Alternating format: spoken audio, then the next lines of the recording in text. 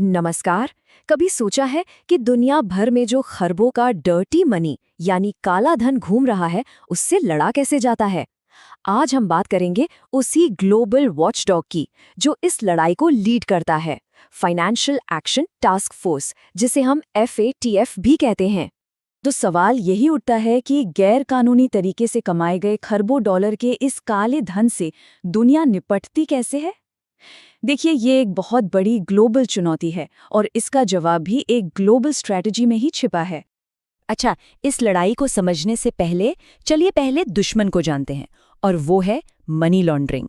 ये वो तरीका है जिससे क्रिमिनल्स अपने गैर कानूनी पैसे को फाइनेंशियल सिस्टम में ऐसे घुमाते हैं कि वो बिल्कुल साफ सुथरा और लीगल लगने लगता है। तो चलिए सबसे पहले ये समझते हैं कि आखिर ये प्रॉब्लम है कितनी बड़ी। ये कोई एक देश का मुद्दा नहीं है, बल्कि एक ग्लोबल संकट है। जब पैसा इतनी आसानी से बॉर्डर पार कर सकता है, तो जाहिर है उससे लड़ने के लिए भी एक इंटरनेशनल एक्शन की जरूरत पड़ेगी। और ये काला धन सिर्फ कोई इकोनॉमिक क्राइम नहीं है। सोचिए, यही वो पैसा है जो ड्रग्स और हथियारों की तस्करी को फ्यूल करता है, ऑर्गेनाइज्ड क्राइम को चलाता है और सबसे खतरनाक आतंकवाद को फंड करता है। ये पूरी दुनिया की स्थिरता के लिए एक सीधा खतरा है। तो फिर इस ग्लोबल लड़ाई में लीड कौन ले रहा है? यहीं पर एंट्री होती है हमारी कहानी के हीरो की, फाइनेंशियल एक्शन टास्क फोर्स यानी FATF। FATF की कहानी शुरू होती है 1989 में, जब G7 देशों ने इसे मनी लॉन्ड्रिंग से लड़ने के लिए बनाया था। लेकिन फिर 9/11 के हमलों ने सब कुछ बदल कर रख दिया।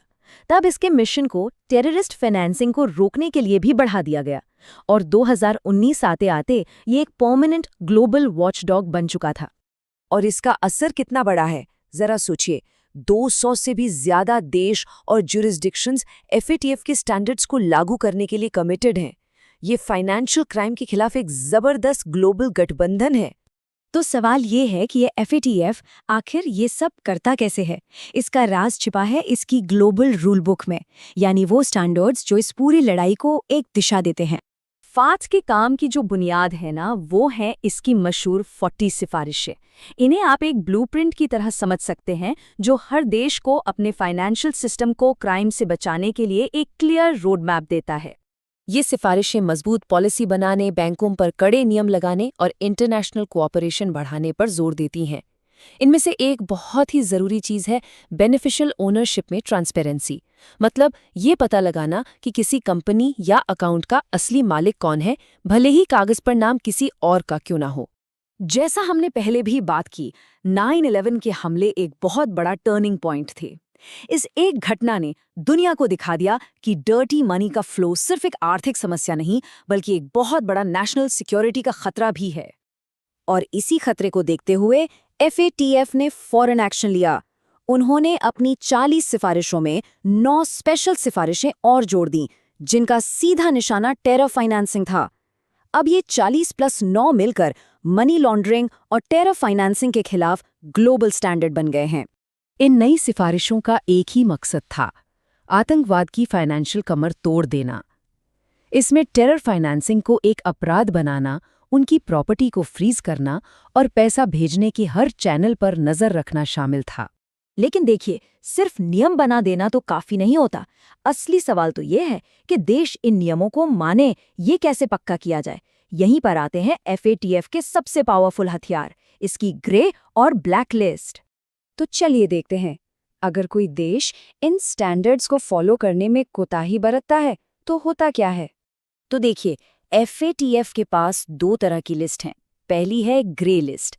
इसे आप एक तरह की वार्निंग समझे, जिसमें उन देशों को रखा जाता है जिन पर कड़ी नजर रखने की जरूरत होती है।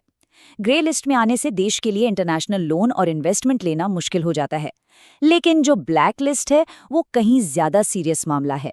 इसमें शामिल देशों को ग्लोबल फाइनेंशियल सिस्टम के लिए खतरा माना जाता है और उन पर कड़े आर्थिक प्रतिबंध भी लग सकते हैं। अब ये पूरा सिस्टम ग्लोबल लेवल पर काम कैसे करता है, ये भी देख लेते हैं। क्योंकि बात यह है कि FATF इस लड़ाई में अकेला नहीं है। असल में FATF अपने जैसे ही रीजनल बॉडीज के एक बड़े ग्लोबल नेटवर्क के साथ मिलकर काम करता है। इन्हें FSRBs कहते हैं।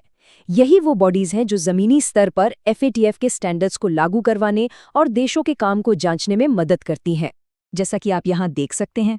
एशिया पैसिफिक रीजन के लिए APG है, यूरेशियन देशों के लिए EAG। भारत भी इनमें से कई ग्रुप्स का मेंबर है। यही नेटवर्क FATF को इसकी असली ग्लोबल पावर और पहुंच देता है। तो कुल मिलाकर देखें तो FATF का मिशन एकदम क्लियर है।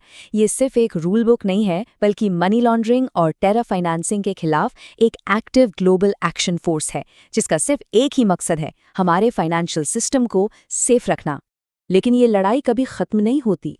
जमाना बदल रहा है, क्रिप्टो करेंसी और साइबर फ्रॉड जैसे नए नए खतरे लगातार सामने आ रहे हैं। तो अब सबसे बड़ा सवाल ये है कि ये ग्लोबल वॉचडॉग इन नई चुनौतियों का सामना करने के लिए खुद को कितनी तेजी से और